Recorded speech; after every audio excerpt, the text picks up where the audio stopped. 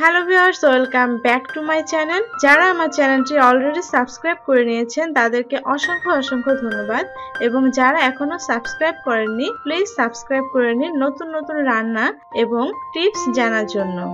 আজকে আপনাদের সাথে কোনো রান্না না, আমি কিছু টিপস শেয়ার করব, আর সেটি হচ্ছে খুবই ঝামেলার এবং কষ্টসাধ্য এবং দীর্ঘ সময়ের কচুলতি বাছার প্রসেস। তাই কিভাবে ঝটপট কচুলতি বাছা যায় সেই প্রসেসটি আপনাদেরকে আমি দেখাবো। এমন তারের মাজনি, এই মাজনি আমরা সবাই মোটামুটি বাসায় হাঁড়ি পাতিল মাজার জন্য ইউজ করি। দেখুন, এখানে আমি একটি লতি নিয়েছি। এখন মাজনিটা দিয়ে লতির উপর দিক থেকে নিচের দিকে আলতোভাবে টেনে নিয়ে আসতে হবে।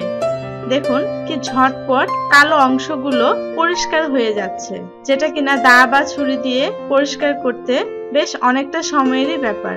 ব্যাস, দেখুন আমার এই কাজটা করতে 1 মিনিট সময়ও লাগেনি।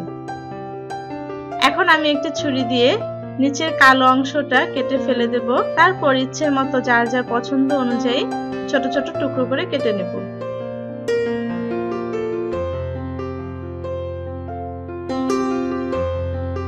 ব্যাস, দ্বিতীয় লতিটিও আমি একই প্রসেসে পরিষ্কার করে নিচ্ছি।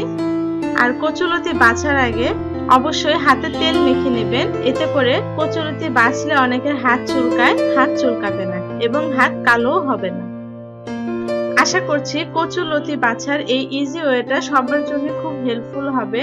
যদি ভালো লাগে অবশ্যই ফ্রেন্ডস অ্যান্ড ফ্যামিলির সাথে শেয়ার করবেন।